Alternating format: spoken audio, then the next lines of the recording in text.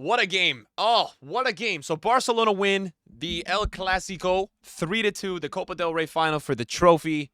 Man, what a winning season it has been for Barcelona, but more specifically, Dani Olmo, Pedri, Lamine Yamal, right? They are racking up the trophies, and the treble is still on for Barcelona. Now, may I just say something? Barcelona 3-2. You guys, if you watch my videos, you've heard it. We said it. It happened. It was a bit crazy the way we got there. So let's break it down. Just insanity of a match today. I mean, it ends with, I don't even want to talk about the end first, but it's the last part of my memory of the match where Rudy is so mad at the referee that he's grabbing the ice cubes and throwing it at the referee. I mean, I've never seen anything like it. It took 10 of the Real Madrid players and Real Madrid staff holding him back for him not to sprint at the referee. I don't even want to know what would have happened, so thank God, because I literally, Rudy had that look in his eyes like he was going to go up to the referee and, man, he was going to clock that man. I don't know, bro. That was some scary shit at the end. And I want to give a little shout out before we break down any of this match to Hansi Flick. Guys, Hansi Flick, I talked about this last week on this channel. The way this guy has gotten Barcelona to play football, people are not understanding it. They're not glazing it enough. This man now officially today has won 8 finals out of 8 played. All right, we're doing a little mic drop because that is insane. 8-0 in the finals. Bro has a better record in the finals than Michael Jordan. That is crazy. All right, that is insane. Insane. So let's break down this game. Barcelona wins 3-2. We made you saw the TikTok, you saw the video the other week. I said I think Pedri's the best player in the world. I said I think he should be the Ballon d'Or favorite right now. He's not going to be. He's not going to win that award. The fact of the matter is Pedri opened this match with one of the craziest goals. And, guys, look, before we get into, he's going to glaze Pedri, I'm going to glaze someone else before I glaze Pedri. I'm going to talk about Lamine Yamal right now. If you are not on the bandwagon with Lamine Yamal, the train hasn't left the station. You can still join. This kid is so great. I don't know if people are really actually understanding that there has never, ever, ever been a 17-year-old that consistently, keyword, consistently does what Lamine Yamal produces game after game.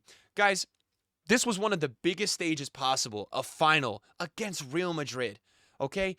So many times in this match that I see just absolute greatness from Lamine Yamal.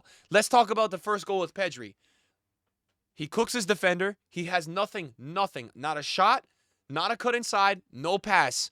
And what does he do? He plays a perfectly weighted delayed pass to Pedri, who's making a 20-yard run from the edge of the box onto the ball, who slots at top corner. That's greatness moment number 1 of Yamal. Greatness moment number 2.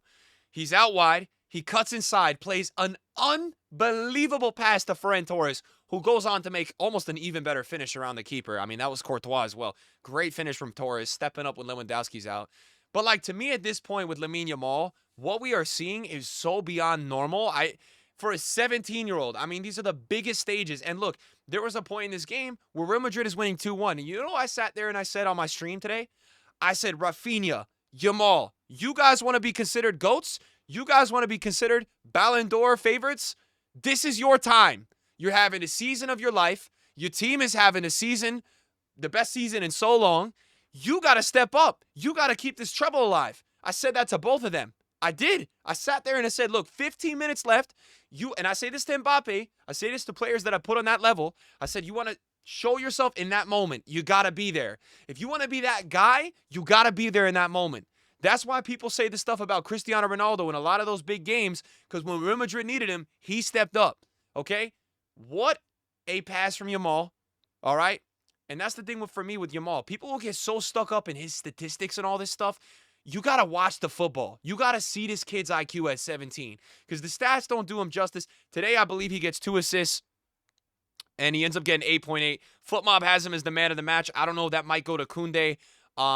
And then, before we go into the extra time, Mbappe today has an amazing, amazing play, all right? We see that explosion from Mbappe in the second half. He looks really healthy. To be honest, when Mbappe came into the second half, that's kind of when this game changed for Real Madrid. They kind of had a little bit of momentum at the end of the first half, and then they took it into the start of the second half, and they definitely started to play a lot better. They played really well from like minute 35, I would say, to like minute 80. They played almost perfect during that period, and you start to wonder, you're looking at Barcelona, are they collapsing? But Barcelona do just enough to stay in this match. Tchouaméni has a beautiful goal from a corner, and I will say this as well, because I think it's at this time appropriate to show our respect and give our flowers to Arda Güler. Guys, Arda Güler is also not normal. He is so good. He needs to be starting by next season, or he needs to be somewhere else. I'm saying it because the way this kid plays football, it's not normal either. It's not. I watched this kid today play 7 perfect crosses. He's the reason they scored the second goal. Tchouaméni gets on the end of that. This guy is a lethal weapon. And a lot of other teams in the world, if Real Madrid doesn't want to use him for the full minutes because of their all-star lineup they got up top, then he needs to go somewhere else. Because I'm looking at like Arsenal and some other teams with some, big boy players like Saliba, Gabriel, lethal on corners that really could use this kid. Because the way he's serving the ball, even not from the corners, when he's cutting back and he's playing that diagonal, like Vinny almost scored one today.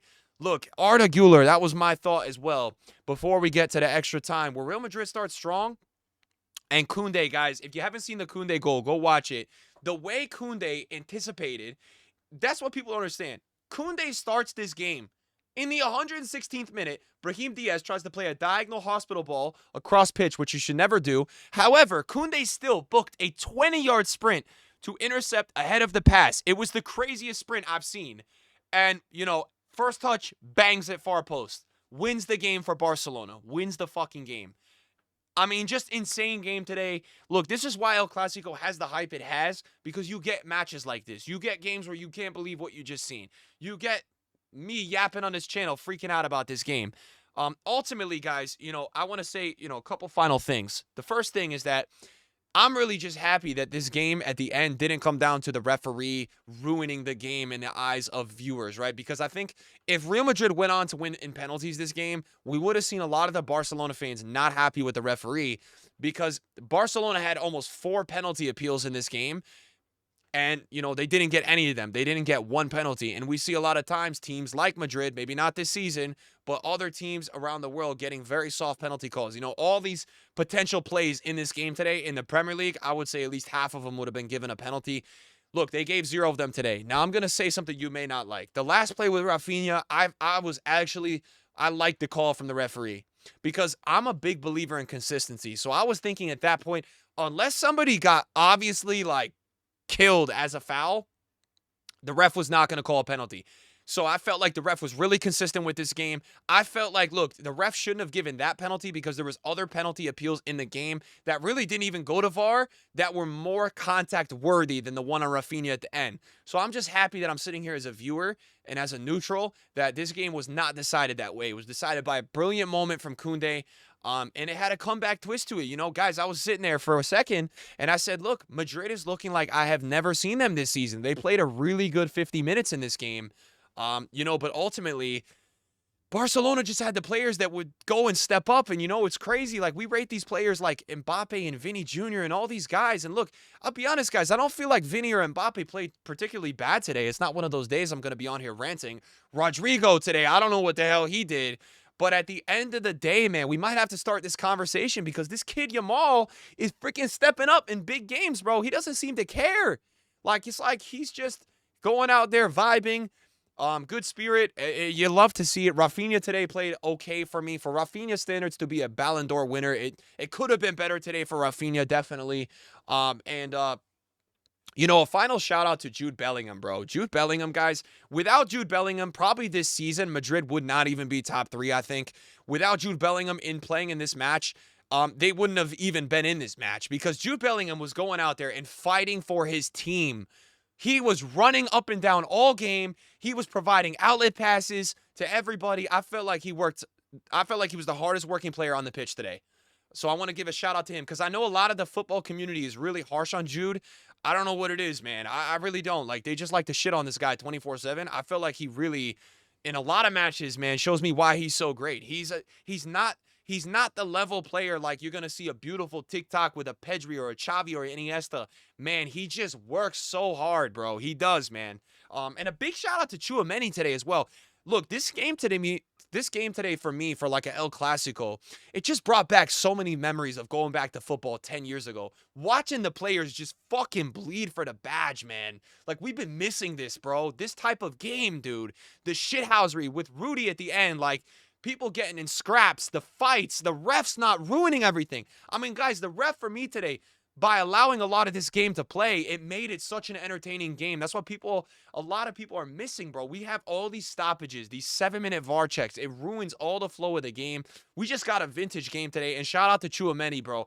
I wish Tchouaméni would play like the way he played today every single game, because the level of physicality, the timing of his tackles, incredible.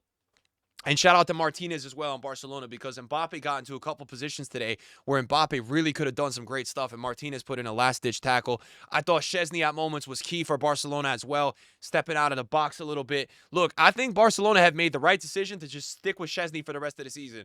He has shown us his class, his quality, and why so many teams and clubs around the world have really rated this guy. Real Madrid today, I mean, look, final thought. It wasn't a bad game. Like, Madrid really didn't play a bad game in my eyes. For what Madrid has, for their team, the way they play together, for what I've seen from them this season, they didn't play a bad game. I think Endrick's limited time. It's not fair to criticize him, although he's just been looking like, he's doing too much stuff where it's hurting the team rather than helping. And then, the final thought for this is that it's so impressive to me that Barca wins this game today, because the fullback missing Balde is such a big deal. It's such a big deal they don't have Balde. Like, when they get him back, the team is going to be looking so much better. Lewandowski is one thing for sure, but Ferran Torres steps up for them today. I mean, just Martin is not as good. And look, the Madrid fullbacks, I mean, Mendy gets injured today. The bottom line is, I think ultimately what is really killing Madrid is the fucking fullbacks, bro. Their fullbacks suck. Lucas Vazquez has been such a part of their winning culture over the years, but he's not doing it for them this year. And Fran Garcia, I mean, their fullbacks just suck. I mean, if we're going to be a match rating merchant today, 6.7, 5.4, Mendy at a 6.1. The fullbacks consistently this season for me, for Madrid, are just killing them, bro. So, look, congrats if you're a Barcelona fan. The final stats we had today: Barca 60% possession, Madrid 40%, 1.8 XG for Barca, 0.8 for Madrid. I'm just happy to be a part of watching an El Clásico. I'm happy to be talking about this sport with you guys. You guys know I love you guys. Hansi Flick, 8 out of 8 finals won. And I'm happy that I got a spoiler right. We got another prediction right, guys. 3-2 for Barcelona today. So congrats to all the Barca fans. It might be the start of something special. You have a lot to go for this treble, but you are definitely on your way. So congratulations. 1 down, 2 to go. And we will be there to be talking about it and yapping about it. And hopefully you guys enjoy this video. See you guys later. Peace.